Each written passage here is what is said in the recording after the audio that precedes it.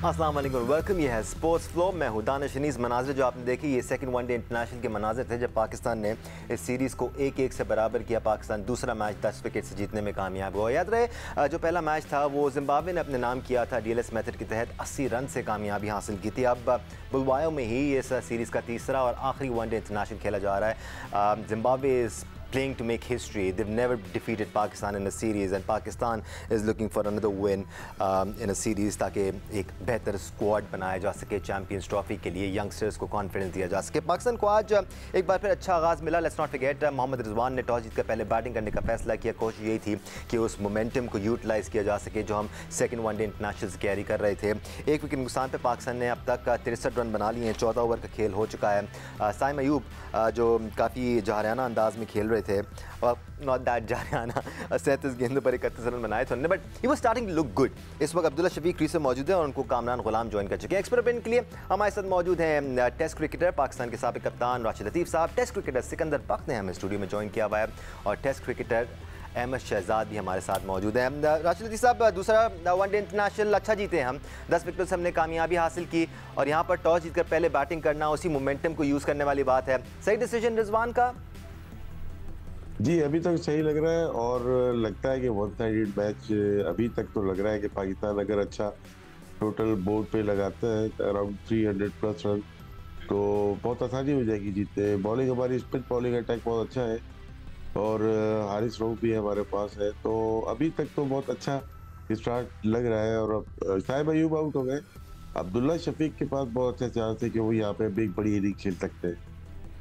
बिल्कुल, और सिकंदर हमें इन प्लेयर्स की तरफ देखना पड़ेगा। अब जिस तरह पिछले मैच में साइम अयूब ने अपनी पहली वनडे सेंचुरी स्कोर की, अब अब्दुल्ला शफीक और साइम अयूब दोनों को ऊपर से ज़्यादा रन्स लगाने हैं। पिछले कुछ सालों में हम देखें तो कुछ मैचेस में हमने इन दोनों को ज़रूर ट्राई आउट किया है, उस कंसिस्टेंसी के साथ शायद ये परफॉर्म नहीं कर पाए हैं जो हम एक्सपेक्ट करते हैं टॉप ऑफ द ऑर्डर। ज़रूरी है हमारे लिए। नहीं, बिल्कुल सही कह रहे हो, उनको कंसिस्टेंट होना पड़ेगा, मगर इस वक्त जो मेरी जो नज़र है वो कामरान गुलाम पे यार, उसको रन्स करने चाहिए और इसलिए करने चाहिए कि भाई उसका फ्यूचर है आगे की तरफ, हमें मिडिल ऑर्डर को तगड़ा करना है। अब मैं ये देखना चाह रहा हूँ कि चौथे नंबर पे कौन आता है, ठीक है ना। अभी तक तो शायद रिजवानी आते रहे ना, तो मैं तो कह के थक गया हूँ, गले खुश्क हो गए हैं कि जी नीचे के बच्चों को ऊपर भेजो, उनको रन्स करने दो। इरफान को भेजो, तैयब को खिलाया उसको भेजो, उनको खेलने दो। हमने सलमान अली आगा को जानते हैं, is a good cricketer, test cricket में रन्स करता है, वो है रिजवान है, वो नीचे खेले, इन दो लड़कों को ऊपर जाने दो।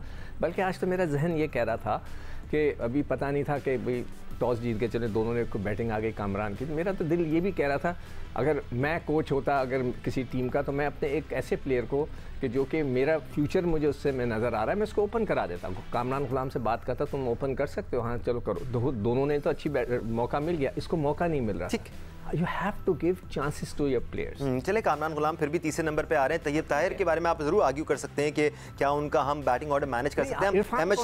अहमद शहजाद का मैं पॉइंट ऑफ व्यू जरूर शामिल करूंगा। मोहम्मद इरफान पे भी बात करेंगे हम। पाकिस्तान ने अब 86 रन बना लिए 1 विकेट के नुकसान पे और कामरान गुलाम और अब्दुल्ला शफीक का साइम अयूब की पवेलियन वापस लौटने के बाद अब कंसोलिडेट कर रहे हैं, एक अच्छी पार्टनरशिप डेवलप कर रहे हैं। मैं आपकी तरफ आऊँगा। ब्रेक में जाने से पहले सिकंदर बख्त हमें कह रहे थे कि ये वो सीरीज़ थी जिसमें हमने नए प्लेयर्स को आजमाया है और ये सही बात BSY से आजमाया था कि हम अपनी बेंच स्ट्रेंथ स्ट्रॉन्ग कर सकें। सिकंदर बख्त कह रहे थे कि हमें थोड़ा सा उन प्लेयर्स को जिनको चांस नहीं मिलता, 6-7वें नंबर पे आ रहे हैं, जैसे इरफान है, जैसे आप तैयब ताहिर हैं, उनको थोड़ा सा ऊपर भेज सकते हैं।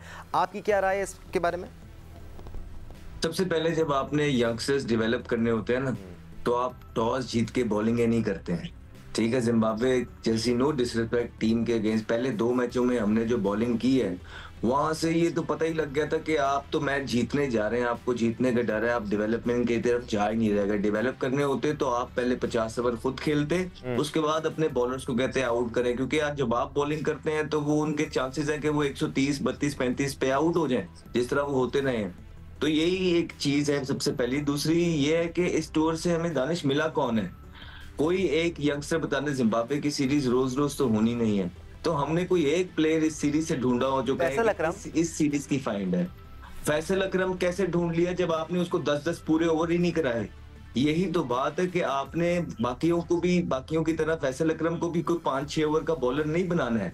आपने उसको 10 ओवर के कोटे पूरे कराने हैं ताकि उसको एक्सपीरियंस आए, ताकि उसको पता लगे कि इंटरनेशनल लेवल पे बॉलिंग कैसे करनी है। तो अगर मुझसे आप पूछेंगे ना, तो इस टूर की कोई फाइन नहीं रही और इस टूर का पाकिस्तान क्रिकेट को कोई फायदा नहीं हुआ, कोई यंगस्टर डेवलप नहीं। ठीक है राशिद लतीफ़ साहब, आज से 3 महीना पहले चले जाएं तो हमारे असिस्टेंट कोच कह रहे थे कि पाकिस्तान में हम स्पिनिंग विकेट इसलिए नहीं बनाते क्योंकि हमारे पास स्पिनर्स ही नहीं हैं। Fast forward to right now, Abrar Ahmed ने पिछले मैच में 4 विकेट्स ली, स्ट्रगल कर रहे थे 2.5-3 साल से। फैसल अकरम हमारे सामने ऑप्शन है, सुफियान मुकीम ने इम्प्रेस किया था अगेंस्ट ऑस्ट्रेलिया। 3 ऑप्शंस तो आपके सामने इस वक्त खड़े हैं सर, हम इनको बेहतर बना सकते हैं, इनको बेहतर यूटिलाइज कर सकते हैं ताकि ये पाकिस्तान को सर्व कर सकें। आपका ओपिनियन सर इस बारे में? देखिए, टर्निंग या रन ऑफ पिच पे स्पिन कर देना कोई कमाल नहीं है। ये मैं और आप भी कर सकते हैं। थोड़ा सा पीछे जाते हैं, ऑस्ट्रेलिया की सीरीज आपने देखी होगी, पाकिस्तान में ही खेली गई, कोई ब्रेक नहीं हुई, ना नोमान ने की, ना कोई जो साजिद खेल रहे थे उनकी भी नहीं हुई थी।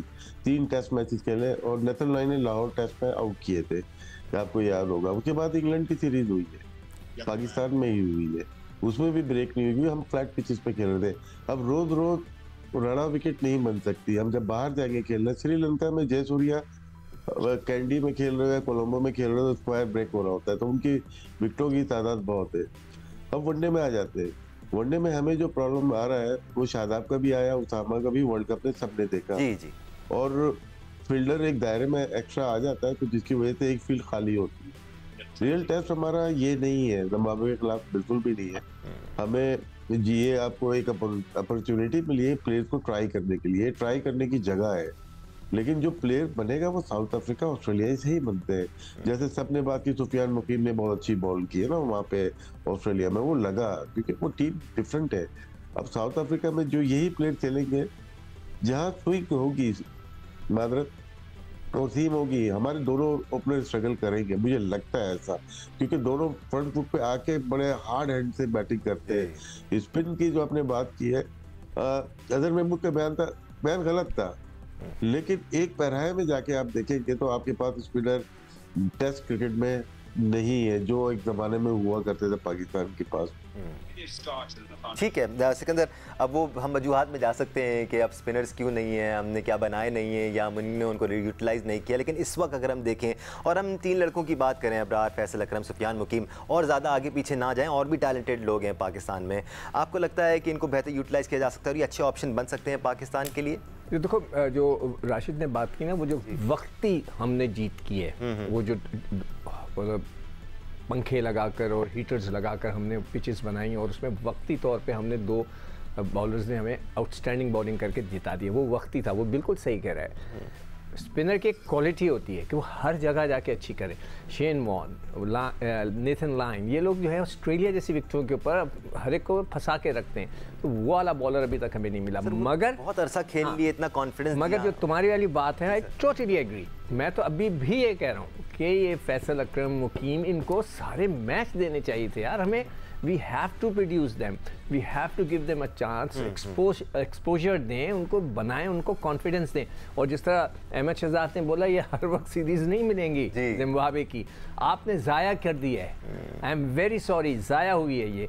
और वो अजहर महमूद अभी तक हैं, कल वो इंटरव्यू दे रहे थे तो कह रहे थे कि Aamir Jamal is the outstanding bowler in Australia. मैं कहा भाई, मेरा दिल कर रहा था कि मैं टीवी के अंदर पकड़ के उनको बोलूँ, हजरत ऑस्ट्रेलिया में तो आपने खिलाया ही नहीं उसे, तो मतलब मैं उनको क्या कहूँ। मैं अहमद और जेंटलमैन, आप तीनों से मैं इस बारे में राय जानना चाहूँगा, क्योंकि अभी तक हमने ज़्यादा बात नहीं की है जब से मोहम्मद रिजवान ने रिप्लेस किया है as a captain Pakistan team का। कैसे लगे हैं मोहम्मद रिजवान अभी तक आपको? जितनी भी ओकेजन्स में हमने उनको एज अ कैप्टन देखा है, नॉट एज अ प्लेयर, जैसे as a captain, is he making better decisions? Ahmed, we'll start with you.